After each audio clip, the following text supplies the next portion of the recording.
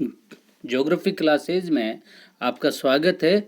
आज हम इस वीडियो के माध्यम से मानव प्रजातियों के वर्गीकरण के तहत सबसे पहले हेडन महोदय ने मानव प्रजातियों का किस प्रकार से वर्गीकरण किया था, इसका अध्ययन हम इस वीडियो के माध्यम से करेंगे। हालांकि हेडन महोदय से पहले भी कई विद्वान मानव प्रजातियों का वर्गीकरण कर चुके हैं, जिसमें सबसे पहले जो मानव प्रजातियों का किया था वर्गीकरण, उस विद्वान का नाम है लिनेयस, जिन्होंने 1758 ईस्वी में मानव प्रजातियों का किया था वर्गीकरण। इसके बाद में ब्लूमनबेक ने भी 1806 ईस्वी में मानव प्रजातियों का वर्गीकरण किया था। इसके बाद में हक्सले ने 1870 ईस्वी में तथा टॉफिनार्ड ने 1878 ईस्वी में मानव प्रजातियों का वर्गीकरण किया था।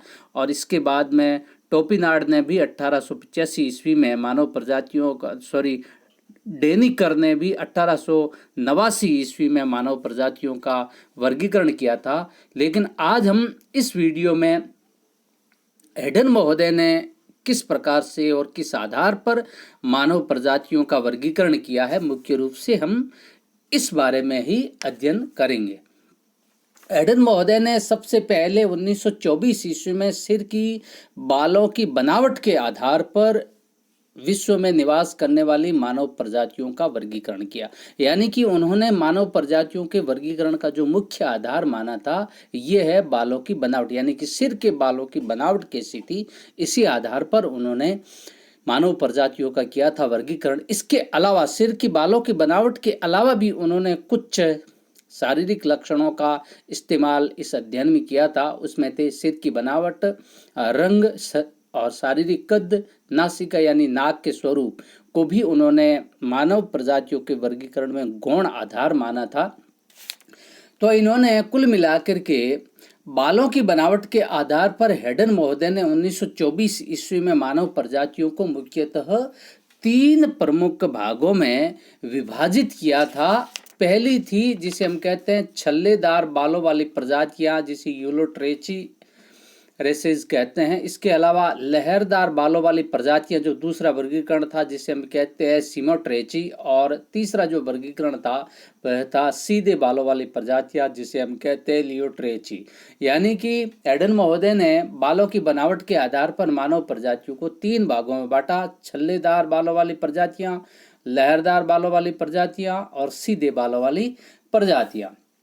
अब हम देखते हैं सबसे पहले छल्लेदार बालों वाली प्रजातियां हेडन महोदय ने इस वर्गीकरण में किस आधार पर और किन किन मानव प्रजातियों को इसमें शामिल किया है। तो इसमें क्योंकि इनके बाल जैसे कि नाम से ही लगता है कि छल्लेदार बाल, यानी कि इनके बाल लगभग भेड़ के बाल के समान या छल्लेदार होते हैं, तो इसके अंतर्गत उन्होंने मुख्य रूप से 2 आदिम मानव प्रजातियों को शामिल किया है, जिसका नाम है एक निग्रिटो और दूसरा निग्रो। ये दोनों प्रजातियां वर्तमान में भूमध्य रेखीय प्रदेश में निवास करती है, उष्णकटिबंधीय भूमध्य रेखीय प्रदेश में निवास करती है। और इन प्रजातियों के बालों का जो ऊर्ध्वाधर काट है, क्रॉस सेक्शन है, ये 40 से 50 के बीच में पाया जाता है, जिसके कारण इनके जो बाल है ये होते हैं छल्लेदार। और जिस तरह से भेड़ के बाल जिसे हम दिखाई देते हैं, उसी तरीके के बाल हमें देखने को मिलते हैं निग्रिटो और निग्रो प्रजाति के। इसके अलावा निग्रिटो प्रजाति के लोगों का जो कद है वह भी बहुत छोटा है, यानी कि जितनी इन्होंने किया है मानव प्रजातियों का विभाजन, उसमें निग्रिटो प्रजाति एक ऐसी प्रजाति है जो कि शारीरिक कद में सबसे छोटी है। इसके अलावा निग्रो लोगों का कद बड़ा होता है। मतलब निग्रिटो और निग्रो प्रजाति का जो मुख्य अंतर उन्होंने किया है कद के आधार पर, निग्रिटो प्रजाति का कद छोटा होता है, जबकि निग्रो प्रजाति के लोगों का जो कद है वो अपेक्षाकृत बड़ा होता है। इसके अलावा इन दोनों प्रजातियों का जो रंग है वह रंग मुख्य रूप से काला होता है, यानी कि इन दोनों प्रजातियों की त्वचा का रंग है वह होता है काला। तो ये है छल्लेदार बालों वाली प्रजातियां, जिसमें निग्रिटो और निग्रो प्रजातियों को हेडन महोदय ने शामिल किया था और उनकी प्रमुख शारीरिक विशेषताएं भी उन्होंने इसमें बताई है।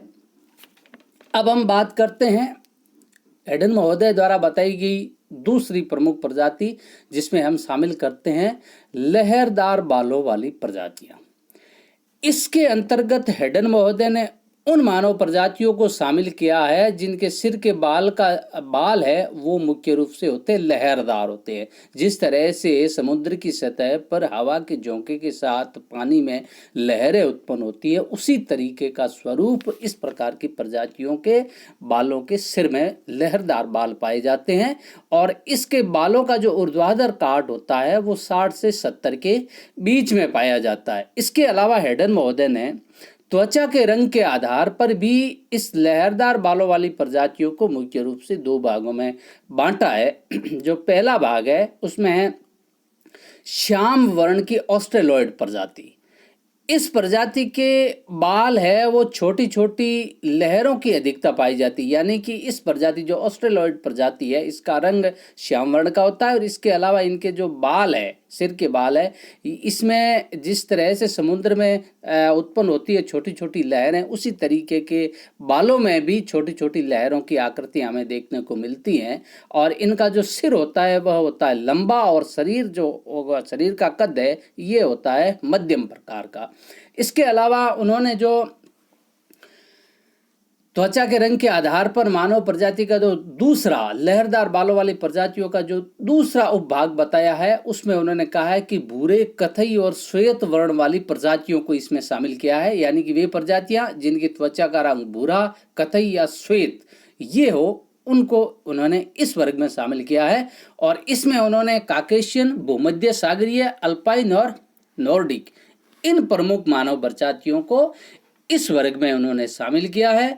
भूमध्य सागरीय तथा अल्पाइन प्रजाति के लोगों का जो त्वचा का रंग होता है वह होता है भूरा, और नॉर्डिक प्रजाति है इस प्रजाति की त्वचा का रंग है ये होता है श्वेत। तो इस तरह से लहरदार बालों वाली प्रजातियों में भी हेडन महोदय ने 2 वर्ग बताए हैं, त्वचा के रंग के आधार पर श्याम वर्ण वाली ऑस्ट्रेलॉइड प्रजाति और भूरे, कथई और श्वेत रंग वाली काकेशियन, भूमध्य सागरीय, अल्पाइन और नॉर्डिक प्रजाति। अब हम बात करते हैं हेडन महोदय द्वारा बालों के आधार पर विभाजित की गई तीसरी प्रमुख प्रजाति, और ये जो है वो सीधे बालों वाली प्रजाति, यानी कि इसमें उन्होंने इस प्रजाति उस मानव प्रजाति को शामिल किया था जिनके बाल, सिर के बाल है वो सीधे थे। और इस मानव प्रजाति में उन्होंने मुख्य रूप से मंगोलियन मानव प्रजाति को शामिल किया है, यानी कि सीधे बालों वाली मानव प्रजातियों में जो सर्वप्रमुख मानव प्रजाति है वह है मंगोलियन मानव प्रजाति। और इस मानव प्रजाति के बाल है वो सीधे है तथा इनका जो ऊर्ध्वाधर काट है वह 85 से 90 के बीच में पाया जाता है। इसके अलावा इस सीधे बालों वाले मानव प्रजाति जिसमें शामिल है मंगोलियन प्रजाति, इस प्रजाति के जो शरीर का रंग है या हम कह सकते हैं त्वचा का रंग है ये पीला या मुख्य रूप से होता है कथई प्रकार का रंग होता है त्वचा का रंग। और इसके अलावा इस प्रजाति के शरीर का कद भी मध्यम प्रकार का होता है। जहाँ तक इस मानव प्रजाति के आँखों का सवाल है तो इस मानव प्रजाति की आँखें वो होती है मुख्य रूप से तिरछी और इनके सिर चौड़े होते हैं। तो इस प्रकार से हमने इस वीडियो के माध्यम से हेडन महोदय ने बालों की बनावट के आधार पर मानव प्रजातियों को कितने भागों में बांटा है, मुख्य रूप से 3 भागों में बांटा और उनका हमने एक एक करके अध्ययन किया। और इन बालों की बनावट के आधार पर विभाजित की गई मानव प्रजातियों की क्या मुख्य शारीरिक विशेषताएं हैं उनका भी हमने संक्षिप्त रूप में अध्ययन किया। तो निश्चित रूप से इस वीडियो के माध्यम से आपके ज्ञान में वृद्धि हुई होगी। इस वीडियो को देखने और सुनने के लिए आप सभी का बहुत बहुत धन्यवाद।